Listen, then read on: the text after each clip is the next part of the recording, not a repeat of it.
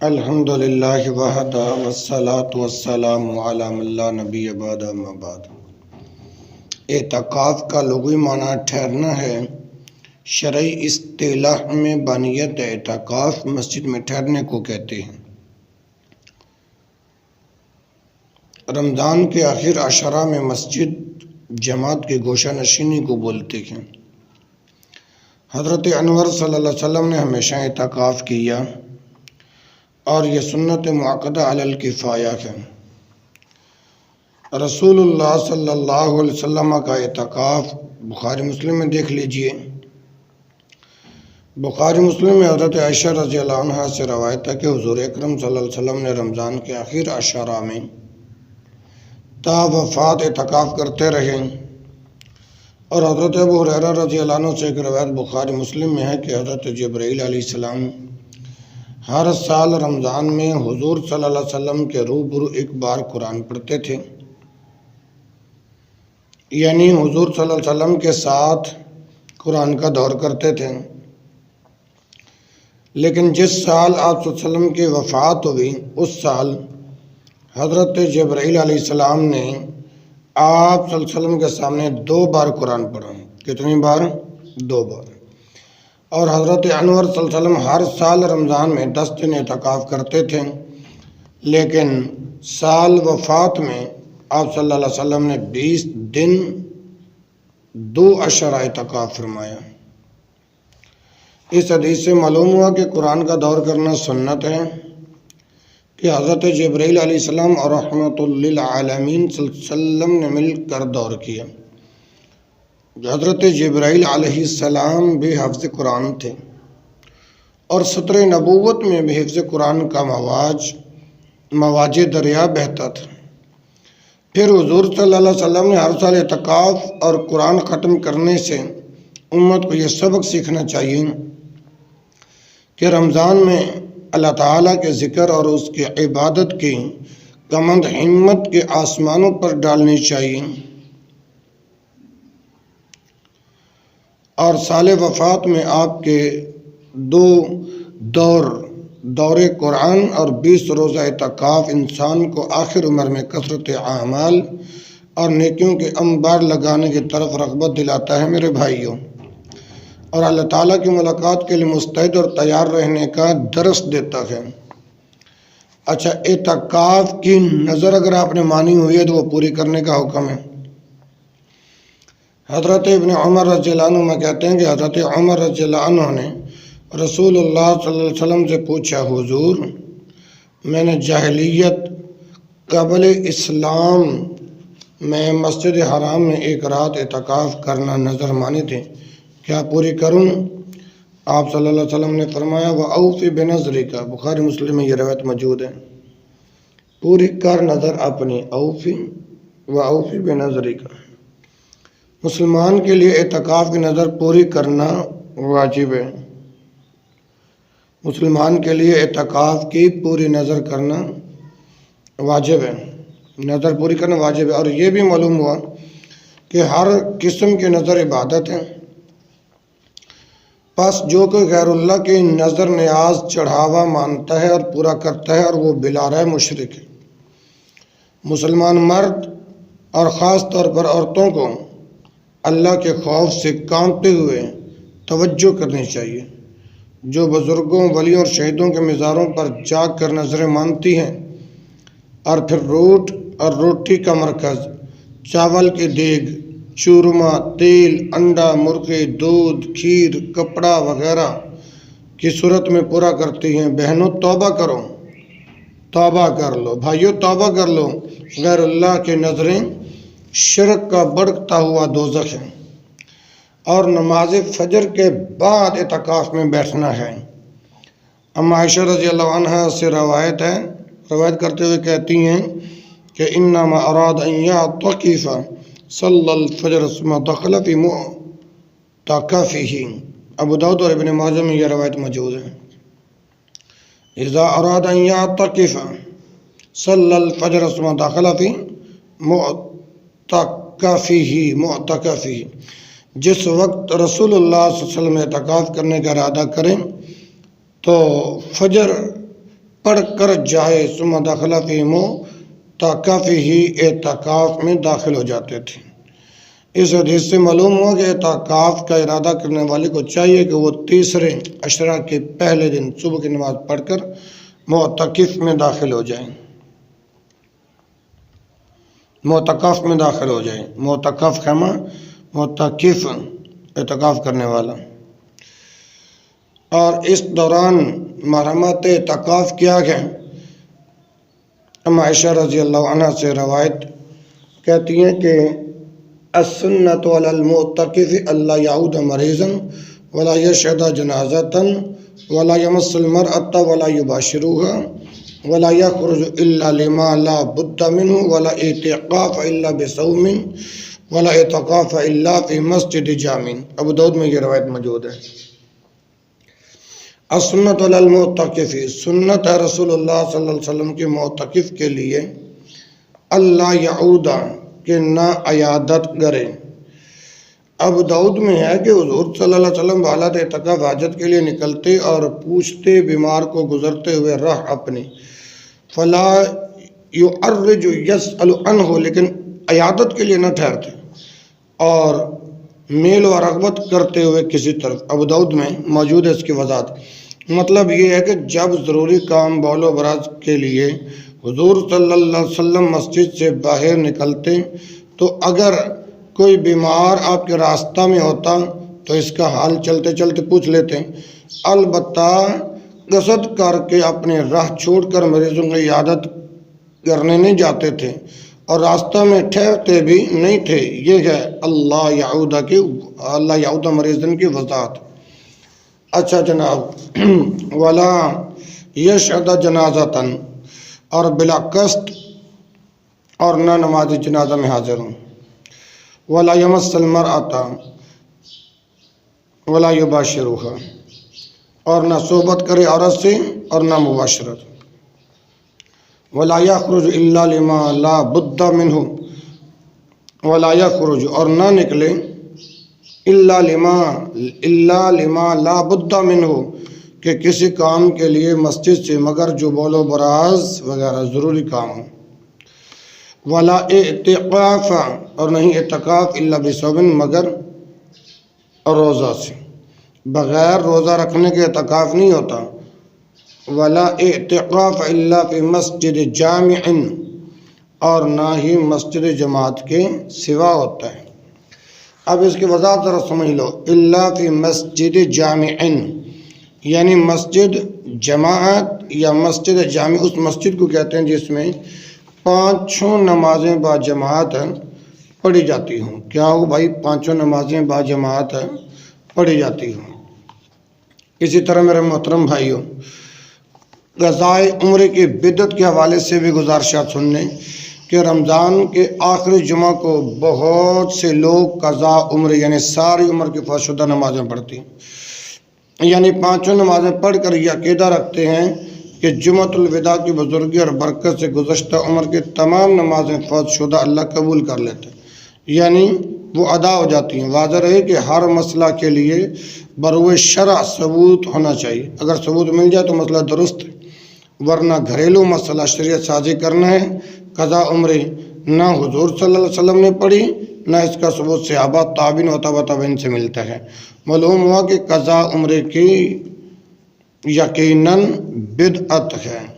اور معتکف کے لیے چند ضروری ہدایات اور کیا ہیں سن لیں کہ ماہ رمضان میں 21ویں تاریخ کو صبح کی نماز پڑھ کر بغرض اعتکاف مسجد میں داخل ہو، مسلم کی روایت ہے۔ اچھا جناب، نمبر 2، اعتکاف یہ ہے کہ مسجد میں کسی الگ جگہ بوریا یا کپڑا لٹکا کر اس جگہ بستر بچھا کر مصروف عبادت ہوں، مسلم میں روایت موجود ہے۔ رمضان کے آخری عشرہ کا اعتکاف سنت ہے اور یہ بلا روزہ اور بے معنی ہے۔ نمبر 4، اعتکاف صحیح نہیں ہوتا مگر اس مسجد میں جہاں 5 نمازیں باجماعت پڑھی جاتی ہوں، ابو داؤد میں یہ روایت موجود ہے۔ یہ شرط نہیں کہ جس مسجد میں اعتکاف کریں وہاں جمعہ بھی ضرور ہوتا ہوں، اگر وہاں جمعہ نہ ہوتا ہو تو معتکف جمعے کے لیے جا سکتا ہے، ابو داؤد میں روایت موجود ہے۔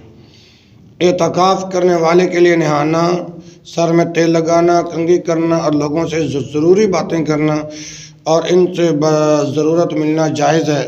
روایت ابو داؤد میں موجود ہے۔ بول و براز یا غسل جنابت کے لیے باہر جا سکتے ہیں۔ راستے میں اگر کوئی مریض مل جائے تو چلتے چلتے اس کا حال پوچھ سکتے ہیں۔ راستہ چھوڑ کر ادھر ادھر جا کر بیماری کی عیادت نہیں کر سکتے۔ ابو داؤد میں روایت موجود ہے۔ اور یاد رکھیں، عورت سے صحبت کرنے، اسے گلے لگانا، اس کا بوسہ لینا معتکف کے لیے منع ہے۔ صحبت کرنے سے اعتکاف فاسد ہو جاتا ہے، اگرچہ رات و باقی امور بھی بشرط انزال مفسد اعتکاف ہیں۔ یہ ابو داؤد میں روایت موجود ہے۔ رسول اللہ صلی اللہ علیہ وسلم وفات تک رمضان کے آخر عشرہ میں اعتکاف کرتے تھے، اور نبی کریم صلی اللہ علیہ وسلم کے بعد ازواج مطہرات اعتکاف کرنے لگیں۔ ایک بات یہاں پر یاد رکھیں، عورتوں کا گھروں میں اعتکاف نہیں ہوتا، عورتوں کا اعتکاف بھی مسجد میں ہے، اور جس مسجد میں عورتوں کا اعتکاف کے لیے جگہ نہیں ہے یا انتظام نہیں ہے، وہاں پر نہیں بیٹھنا چاہیے۔ اس سے بہتر ہے وہ گھر میں بیٹھ کے باقی عبادات بجا لائیں۔ اسی طرح اپنا اللہ اکبر کبیرہ، وہ حضرت مولانا حکیم محمد صادق صاحب سیالکوٹی، ان کی کتاب سامنے دیکھنے کو آئی تھی۔ انہوں نے اس کتاب کے صفحہ 102 تجلیات صفدر تجلیات رمضان کے تحت انہوں نے لکھا تھا کہ عورتیں بدستور گھر میں اعتکاف کریں، لیکن یہ ان کا موقف درست نہیں ہے، یہ ان کی اپنی ذاتی رائے ہو سکتی ہے۔ اللہ تعالیٰ ان کی مغفرت فرمائے۔ اچھا جناب، جب آخری عشرہ شروع ہو جاتا ہے، جب آخری عشرہ شروع ہو جاتا ہے تو حضور صلی اللہ علیہ وسلم خود بھی غیر معمولی طور پر شب بیداری کرتے، بیویوں کو بیدار رکھتے، عبادات میں بہت کوشش کرتے تھے، اور یہ روایت مسلم کے اندر موجود ہے۔ ہاں جی، اب آتے ہیں سوالات کی طرف۔ اعتکاف کا لغوی معنی بیان کریں۔ بھائی، اعتکاف کا لغوی معنی کسی جگہ پر جم کر بیٹھ جانا ہے۔ شرعی اصطلاح میں دنیا کے تمام معاملات چھوڑ کر عبادت کی نیت سے اللہ تعالیٰ کو راضی کرنے کے لیے مسجد میں ٹھہرنے کو اعتکاف کہتے ہیں۔ جیسا کہ آگے بھی عرض کر چکا ہوں کہ اعتکاف بیٹھنے والے کو معتکف اور جائے اعتکاف کو معتکف کہا جاتا ہے۔ اعتکاف سال کے دوران میں کسی بھی وقت ہو سکتا ہے۔ نبی کریم صلی اللہ علیہ وسلم سے شوال کے مہینے میں اعتکاف کرنا بھی ثابت ہے، لیکن رسول اللہ صلی اللہ علیہ وسلم رمضان المبارک میں ہمیشہ اعتکاف بیٹھتے تھے، اور آپ صلی اللہ علیہ وسلم نے رمضان المبارک کے درمیانی عشرے کا بھی اعتکاف کیا ہے۔ البتہ افضل اعتکاف رمضان المبارک کے آخری عشرے کا ہے، اور آپ صلی اللہ علیہ وسلم آخری عشرے کا اعتکاف کرتے رہے یہاں تک کہ آپ اپنے خالق حقیقی سے جا ملے۔ جی، دوسرا سوال یہ ہے کہ اعتکاف کی اقسام بیان کریں۔ میرے بھائی، ایک واجب اعتکاف ہے، ایک سنت اعتکاف ہے۔ واجب اعتکاف وہ ہے جس کی کوئی نظر مان لے تو نظر مطلق ہو، مثلا کوئی شخص یہ کہے اللہ کے لیے مجھ پر واجب ہے کہ میں اتنے دنوں کا اعتکاف بیٹھوں گا، یا نظر معلق ہو، مثلا کوئی شخص یہ کہے کہ اگر اللہ نے مجھے یا میرے مریض کو شفا دے دی تو میں اعتکاف بیٹھوں گا۔ دلیل سید عائشہ رضی اللہ عنہ سے روایت ہے کہ رسول اللہ صلی اللہ علیہ وسلم نے فرمایا، من نظر ان یطیع اللہ فلیطعہ ومن نظر ان یعصی اللہ فلا یعصیہ۔ یہ روایت سے بخاری میں ہے 6696، سنن ابی داؤد میں 3299، اور سنن نسائی کے اندر 3806 نمبر ہے۔ من نظر ان یطیع اللہ، جس نے اللہ کے اطاعت کی نظر مانی ہو، اسے چاہیے کہ اسے پورا کرتے ہوئے فَلْيُطِعْهُ اللہ کی اطاعت کرے. وَمَن نَظَرَ أَن يَعْصِيَ اللَّهَ جس نے اللہ کی معصیت کی نظر مانی ہو فَلَا يَعْصِيهِ وہ اس کی نافرمانی نہ کرے یعنی نظر کو چھوڑ دے. سمجھا رہی نا؟ ہاں جی. دوسری دلیل واجب اعتکاف کی کہ سیدنا عمر رضی اللہ عنہ نے اسلام قبول کرنے سے پہلے ایک رات کے اعتکاف کی نظر مانی تھی جو اسلام لانے تک پوری نہ کر سکے. انہوں نے نبی کریم صلی اللہ علیہ وسلم سے مسئلہ دریافت کیا تو آپ صلی اللہ علیہ وسلم نے انہیں اعتکاف کرنے کا حکم دیا. صحیح البخاری میں حدیث موجود ہے 2042 نمبر ہے. صحیح مسلم میں 1656. سنن ابن ماجہ کے اندر 1772 نمبر ہے. یہ ہو گیا واجب اعتکاف. اور دوسری قسم سنت اعتکاف. یہ رمضان المبارک کے آخری عشرے میں اعتکاف کرنا سنت ہے. سیدہ عائشہ رضی اللہ عنہ فرماتی ہیں جیسا کہ یہ روایت میں پہلے بھی عرض کر چکا ہوں کہ کان یعتکف العشر الاواخر من رمضان حتی توفاہ اللہ ثم اعتکف ازواجہ من بعد. صحیح البخاری میں یہ حدیث موجود ہے اور صحیح البخاری میں حدیث کا نمبر ہے 2026 اور صحیح مسلم کے اندر ہے 1172. آپ صلی اللہ علیہ وسلم ہمیشہ رمضان المبارک کے آخری عشرے کا اعتکاف کرتے تھے یہاں تک کہ اللہ تعالیٰ نے آپ کو فوت کر دیا. پھر آپ صلی اللہ علیہ وسلم کے بعد آپ کے ازواج مطہرات رضی اللہ عنہم نے اعتکاف کرتے تھے. دوسری دلیل صحیح البخاری سے 2025 نمبر ہے. سنن ابن ماجہ میں 1773 نمبر ہے کہ سیدنا عبداللہ بن عمر رضی اللہ عنہ فرماتے ہیں کان رسول اللہ صلی اللہ علیہ وسلم یعتکف العشر الاواخر من رمضان. رسول اللہ صلی اللہ علیہ وسلم رمضان کے آخری عشرے میں اعتکاف کرتے تھے. تیسری دلیل سیدنا ابو سعید خدری رضی اللہ عنہ بیان کرتے ہیں کہ نبی کریم صلی اللہ علیہ وسلم رمضان کے دوسرے عشرے میں اعتکاف کیا کرتے تھے. ایک سال آپ صلی اللہ علیہ وسلم نے انہی دنوں میں اعتکاف کیا اور جب 21ویں رات ہوئی یہ وہ رات تھی جس کی صبح آپ صلی اللہ علیہ وسلم معتکف سے باہر آ جاتے تھے. آپ صلی اللہ علیہ وسلم نے فرمایا جس نے میرے ساتھ اعتکاف کیا اسے چاہیے کہ اب وہ آخری عشرے میں بھی اعتکاف کریں. صحیح مسلم 1173 نمبر ہے. سنن ابی داؤد کے اندر 2464 نمبر ہے. سیدہ عائشہ رضی اللہ عنہ بیان کرتی ہیں کان النبی صلی اللہ علیہ وسلم اذا اراد ان یعتکف صلی الفجر ثم دخل متفقہ. اللہ اکبر. نبی کریم صلی اللہ علیہ وسلم جب اعتکاف کا ارادہ کرتے تو فجر کی نماز پڑھ کر اپنے جائے اعتکاف میں داخل ہو جاتا. یہ حدیث میں پہلے بھی عرض کر چکا. اچھا جی اگلا سوال ہے کہ اعتکاف کرنے والا معتکف میں کب داخل ہو. جی محترم بھائیوں اعتکاف کے طریقے میں اہل علم کے 2 اقوال ہیں. ویسے اگر آپ غور سے درس سنتے نا تو یہ سوال کرنے کی نوبت ہی پیش نہ آتی. ایک قول یہ ہے کہ اعتکاف کرنے والا 20 رمضان المبارک کو سورج غروب ہونے سے کچھ دیر پہلے مسجد میں آ جائیں اور 21ویں تاریخ کی رات مسجد میں گزارے اور صبح کی نماز سے فارغ ہو کر اعتکاف کی جگہ میں داخل ہو جائیں. اور دوسرا قول یہ ہے اعتکاف کرنے والا شخص 20 رمضان المبارک کا روزہ افطار کر کے مسجد میں آ جائیں.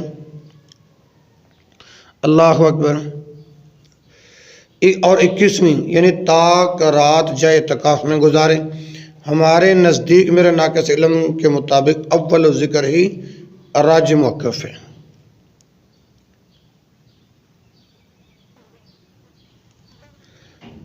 جناب کتنے سوال باقی رہ گئے؟ ممنوعات اعتکاف بیان کرتے ہیں. جی سورۃ البقرہ کے اندر اللہ رب العالمین فرماتے ہیں وَلَا تُبَاشِرُوهُنَّ وَأَنْتُمْ عَاكِفُونَ فِي الْمَسَاجِدِ. مسجدوں میں اعتکاف کی حالت میں بیویوں سے مباشرت نہ کرو. آپ ذرا تشریح سمجھ لو کہ حالت اعتکاف میں بیوی سے مباشرت کرنا جائز نہیں اور نہ مسجد سے نکلنا جائز ہے. سوائے ایسی ضرورت کے جس کے بغیر چارہ نہ ہو۔ اگر اعتکاف کرنے والا اپنی بیوی سے مباشرت کرے یا مجبوری کے بغیر نکلے تو اس کا اعتکاف باطل ہو جائے گا۔ اس آیت سے یہ بھی معلوم ہوا کہ اعتکاف مسجد ہی میں کیا جاتا ہے، نہ کہ گھر میں۔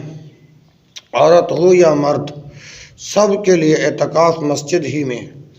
رسول اللہ صلی اللہ علیہ وسلم کی بیویاں بھی مسجد میں اعتکاف کرتے تھیں۔ صحیح البخاری کھولیں اور 2033 نمبر نکال لیں، حدیث پاک 2033۔ یہ بھی معلوم ہوا کہ اعتکاف ہر جامع مسجد میں ہو سکتا ہے، اور وہ روایت جو بیان کی جاتی ہے کہ 3 مسجدوں کے سوا اعتکاف نہیں کرنا چاہیے، وہ روایت غیر ثابت ہے۔ رمضان المبارک کے آخری عشر میں اعتکاف کرنا سنت ہے۔ خواتین کا بھی اعتکاف میں بیٹھ سکتی ہیں، خواتین بھی اعتکاف میں بیٹھ سکتے ہیں، لیکن اعتکاف کی جگہ مسجد ہے، گھر نہیں۔ اس لیے اگر کسی مسجد میں ایسا انتظام ہو کہ وہاں عورتیں مردوں سے بالکل الگ تھلگ پورے تحفظ کے ساتھ اعتکاف بیٹھ سکتی ہیں تو وہاں اعتکاف بیٹھ جائیں، لیکن جہاں ایسا معقول انتظام نہ ہو تو اپنی عصمت کو خطرے میں ڈال کر عورت کا مسجد میں اعتکاف بیٹھنا جائز نہیں، کیونکہ اعتکاف نفلی عبادت ہے اور عصمت کا تحفظ فرض ہے، اور نفل کے شوق میں فرض سے غفلت درست نہیں۔ جی اور کوئی سوال؟ اللہ اکبر، 3 سوال سامنے آئے ہیں جی۔ مباحات اعتکاف، مکروہات اعتکاف، اعتکاف کی نیت اور اعتکاف کا اختتام پر مختصر دلیل کے ساتھ وضاحت کرتے ہیں۔ اللہ اکبر۔ مباحات اعتکاف میں میرے بھائیوں، پہلی بات یہ ہے کہ ضروری کام کے لیے معتکف جائے اعتکاف سے باہر نکل سکتا ہے۔ حوالہ صحیح البخاری 3035، صحیح مسلم 5679، سنن ابی داؤد کے اندر 2470 نمبر ہے۔ مستحاضہ عورت اعتکاف کر سکتی ہے، دلیل کیونکہ سیدہ ام سلمہ رضی اللہ عنہ مستحاضہ تھیں اور انہوں نے اعتکاف کیا۔ اب استحاضہ کیا ہے؟ یہ ایک بیماری ہے جس میں حیض کے ایام گزر جانے کے بعد بھی خون آ جاتا ہے، تو ایسی صورت میں عورت کو نماز اور روزہ معاف نہیں، چونکہ وہ مسجد میں آ جا سکتی ہے، اس لیے اسے اعتکاف بیٹھنے کی بھی اجازت ہے۔ حوالہ صحیح البخاری میں حدیث کا نمبر ہے 3037، صحیح البخاری میں حدیث موجود ہے 2034۔ اور مسجد میں خیمہ لگانا جائز ہے۔ سید عائشہ رضی اللہ عنہ بیان کرتے ہیں کہ رسول اللہ صلی اللہ علیہ وسلم نے اعتکاف کا ارادہ کیا تو آپ صلی اللہ علیہ وسلم نے دیکھا کہ وہاں مسجد میں کئی خیمے موجود تھے۔ صحیح البخاری میں حدیث موجود ہے اور حدیث کا نمبر ہے 2034۔ معتکف کی بیوی اس سے ملاقات کے لیے مسجد میں آ سکتی ہے، اگر اس عورت کے ساتھ محرم نہ ہو تو معتکف اس کو چھوڑنے کے لیے بھی جا سکتا ہے۔ دلیل جیسے سیدہ صفیہ رضی اللہ عنہ رسول اللہ صلی اللہ علیہ وسلم کی زیارت کو آئیں، آپ صلی اللہ علیہ وسلم اس وقت حالت اعتکاف میں تھے تو آپ صلی اللہ علیہ وسلم ان کو چھوڑنے کے لیے گئے۔ حوالہ صحیح البخاری میں حدیث 2035 دیکھ لیں۔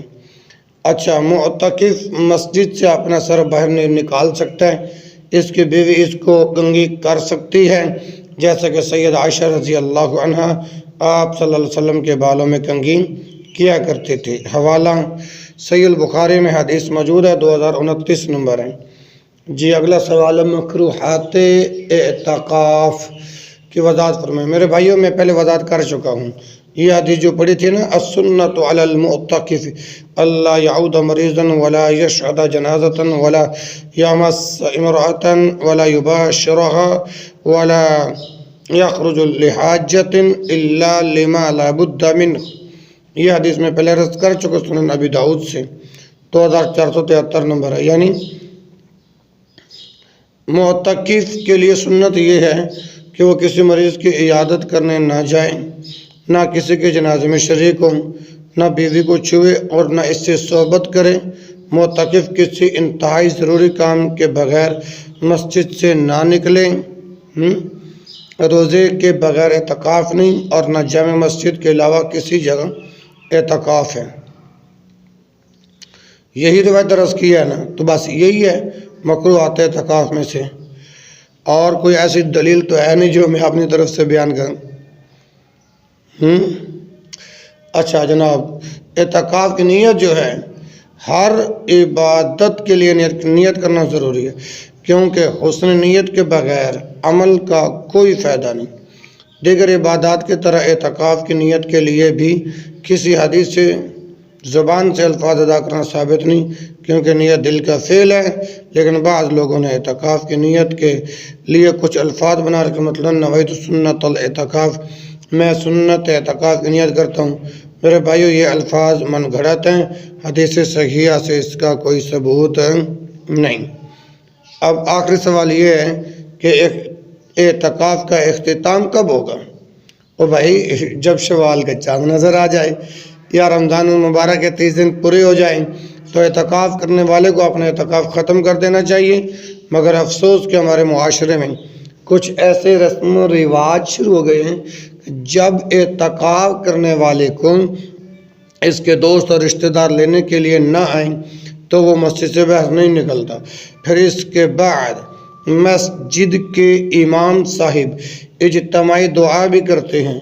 یہ سب باتیں بدعت ہیں، لہذا اعتکاف کرنے والے شخص کو چاہیے کہ جب اس کا اعتکاف پورا ہو جائے تو بغیر کسی کا انتظار کیے فوراً اپنے گھر چلا جائیں تاکہ وہ ریاکاری سے بچ سکیں، وگرنہ جو سلسلہ ہمارے معاشرے میں شروع ہو گیا ہے اس میں اعتکاف کرنے والے کام ہی ہوں گے اور جو ریاکاری سے بچتے ہوں۔ اللہ رب العالمین سے دعا ہے کہ اللہ تعالی حق بات کو قبول کرنے کی توفیق نصیب فرمائے، جو کہا گیا جو سنا گیا اللہ میرے سمے سبنا کو عمل کرنے کی توفیق نصیب فرمائے۔